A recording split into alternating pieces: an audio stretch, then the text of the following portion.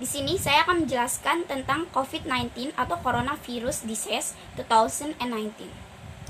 Coronavirus adalah penyakit yang menyerang pernapasan, bisa menyebabkan pneumonia akut, bahkan kematian. Di dalam istilah-istilah coronavirus ini, terdapat ODP dan PDP. ODP adalah orang dalam pemantauan. Orang dalam pemantauan adalah orang-orang yang tidak terkena gejala-gejala corona, tetapi tinggal bersama orang-orang yang positif corona. Sementara PDP adalah pasien dalam pengawasan, pasien yang memiliki gejala-gejala tentang corona. Lalu, bagaimana dengan pasien yang positif dan sembuh dari corona? Pasien yang positif corona harus mengkarantina diri atau meminta petugas medis agar melakukan pemeriksaan lebih lanjut. Dan untuk pasien yang sembuh dari corona harus tetap menjaga kesehatan atau imunitas dirinya, serta menjaga kebersihan sekitar. Dan cara-cara penguburan jenazah yang terkena positif corona adalah: pertama, petugas medis harus memakai APD atau alat pelindung diri. Yang kedua adalah jenazah harus terbungkus semuanya pada kantong jenazah. Yang ketiga, jenazah tidak boleh dibalsem atau disuntik pengawet. Yang keempat, jenazah diantarkan dengan mobil khusus dan disemprot dengan disinfektan. Dan yang terakhir, saat ingin dikubur, wilayah kuburan harus disemprot dengan disinfektan.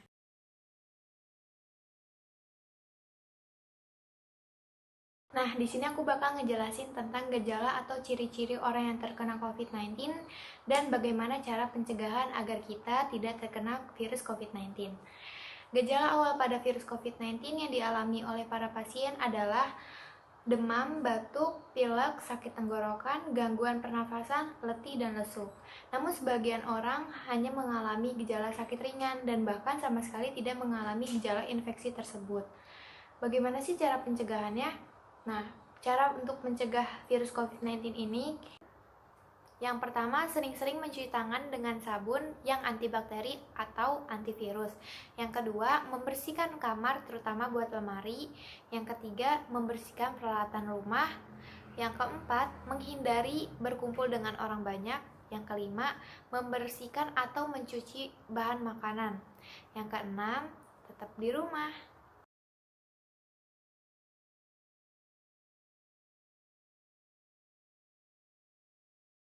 Saya akan membahas penanganan apa saja yang harus dilakukan bagi pasien positif, negatif, ODP, dan PDP corona.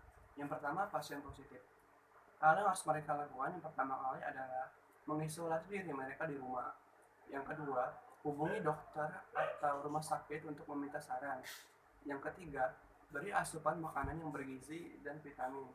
Yang keempat, gunakan masker.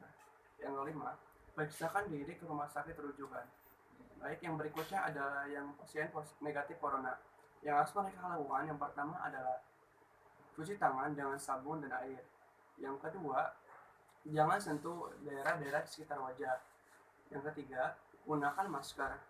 Yang keempat, hindari tempat-tempat yang ramai. Yang kelima, hindari kontak fisik dari orang-orang sekitar Anda. Ya, baik, sekarang berikutnya orang-orang yang termasuk dalam ODP.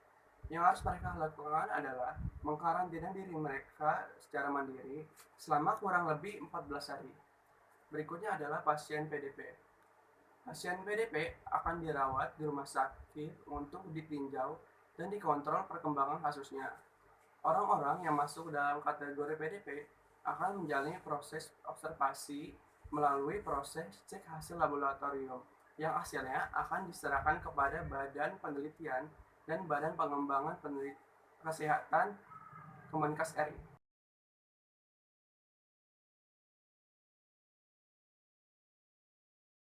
Jadi itu kita boleh mencegah supaya kita nggak terkena COVID-19. Tapi kita juga nggak boleh memberikan stigma kepada pasien yang terjangkit COVID-19. Karena pada dasarnya penyakit tersebut disebabkan oleh virus, bukan karena hal-hal negatif. Jadi seharusnya kita semua tuh berempati dan mendukung supaya yang sakit bisa cepat pulih, bukannya malah memberikan stigma negatif. Bahkan sampai ada yang menolak pemakaman para korban yang meninggal. Jadi mendingan mulai sekarang kita stop stigma negatif, karena pastinya itu bakal nyakitin korban dan keluarga korban.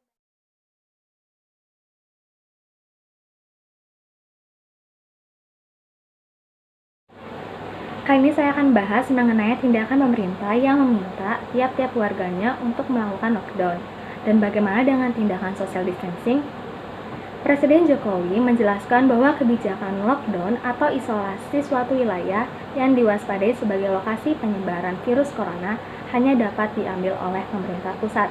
Hal ini disampaikan Jokowi dalam jumpa pers di Istana Bogor Senin 16 Maret 2020. Dikatakannya bahwa saat ini pemerintah belum ada rencana untuk melakukan lockdown. Kebijakan ini tak boleh diambil oleh Pemda dan tak ada kita berpikiran untuk melakukan lockdown, tutur Jokowi.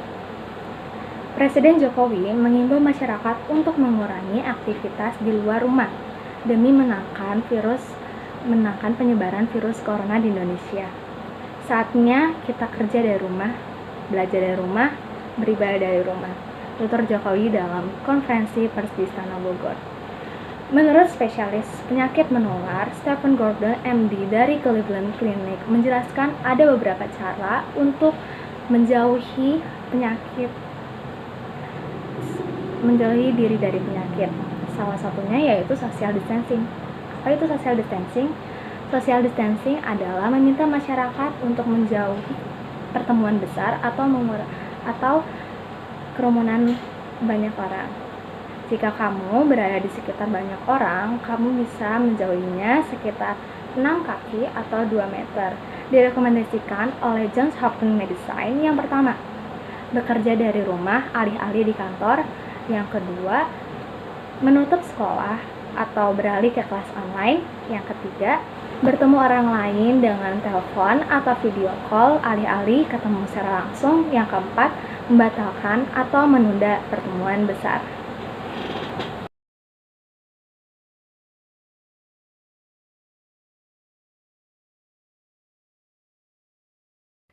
Bagaimana tanggapan masyarakat mengenai peniadaan kegiatan belajar mengajar di sekolah? Dikutip dari laman Republika Covid Senin 16 Maret 2020 oleh Andri Saubani, Ibu A ini mengaku dia tuh stres dan capek banget jadi pengawas anaknya di rumah karena materi yang diajarkan oleh gurunya itu banyak banget. Dan Ibu A ini bilang kalau anaknya itu menggunakan gawai hanya untuk bermain game. Sebut aja yang kedua ini adalah Ibu B. Ibu B ini bilang tidak semua orang tua bisa menyediakan fasilitas bagi anaknya, seperti fasilitas gawai atau handphone. Dia juga bilang menjadi pengawas bagi anaknya di rumah merupakan tantangan tersendiri baginya, di mana harus disiplin dengan waktu. Bagaimana tanggapan masyarakat mengenai ditutupnya tempat-tempat umum, padahal itu adalah mata pencahariannya? Hampir 40% penurunan bagi pedagang pasar, seperti pedagang sayuran, buah-buahan, dan juga sembako. Bahkan ada pula pedagang yang tidak ada pembelinya sama sekali. Dampak corona bagi petani sayuran. Sulit mendapatkan pesanan sayuran untuk dikirim ke Jakarta, apalagi sekarang gubernur sudah melakukan lockdown dan masyarakat dihimbau untuk tidak keluar rumah. Dampak virus corona bagi pariwisata di Bali. Biasanya sekitar 10.000 atau 11.000 wisatawan datang ke Bali, karena sekarang terjadi virus corona, hanya 500 wisatawan yang datang ke Bali.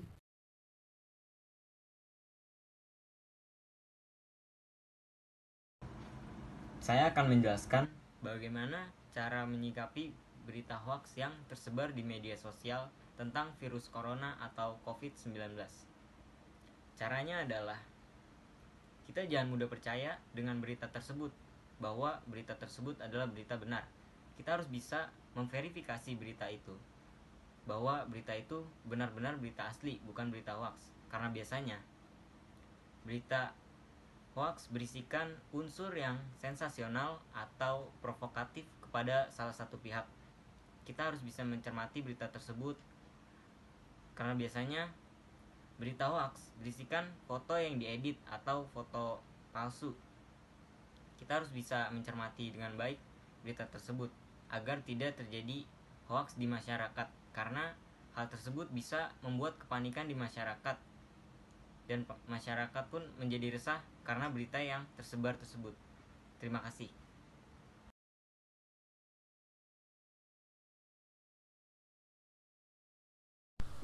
Cara pola hidup yang sehat adalah 1. Perbanyak makan sayur dan buah. Buah mengandung vitamin, sedangkan sayur banyak mengandung serat dan mineral. 2. Cukup istirahat. Kurang tidur dapat menurunkan imunitas tubuh, sehingga semua manusia membutuhkan kualitas dan kuantitas tidur yang cukup. 3. Hindari stres dan kelola stres yang tidak dikendalikan bisa meningkatkan produksi hormon. Stres dapat mengalami jika kita sedang banyak pikiran atau masalah. 4. Rutin olahraga. Disarankan rutin olahraga selama 30 menit setiap hari untuk meningkatkan sistem kekebalan tubuh. 5. Hindari rokok dan alkohol. Paparan asap dapat merusak sistem kekebalan tubuh. Begitu juga dengan alkohol.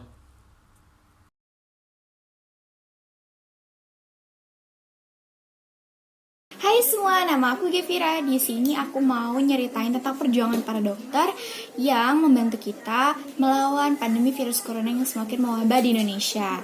Kisah-kisah dan perjuangan para dokter yang menyedihkan tentu sudah sering kita dengar saat mereka menjalankan tugasnya membantu kita melawan virus ini.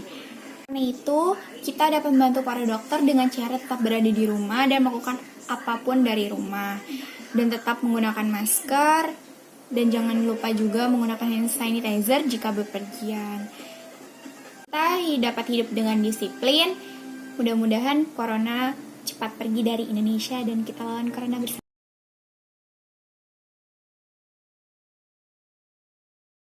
Oke, kan pasti banyak dari kalian yang nanya, apa sih yang kalian lakukan setelah COVID-19 ini hilang, dan bagaimana caranya agar tidak kembali. Kalau dari gue sih pengennya tetap menjaga kesehatan sama kebersihan, terus kebiasaan-kebiasaan kayak cuci tangan, bersih-bersih badan, olahraga, itu harus dilakukan. Ya walaupun corona sudah hilang, nggak jadi masalah sih. Nah, buat yang nanya gimana sih caranya biar virus corona tidak kembali lagi.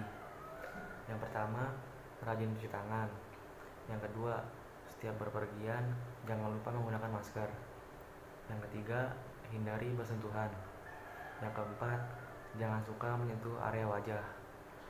Yang kelima, ketika bersin sama batuk, jangan lupa menggunakan tisu atau tangan. Yang keenam, hindari berbagi barang pribadi. Yang ketujuh, jangan lupa selalu bersihkan perabotan rumah. Yang kedelapan, physical distancing atau hindari keramaian. Yang kesembilan, jangan lupa mencuci bahan makanan sebelum disimpan di lemari pendingin. Yang ke-10, jangan lupa juga tingkatkan imunitas tubuh seperti makan makanan yang bergizi. Oke, sekian dari saya. Wassalamualaikum warahmatullahi wabarakatuh.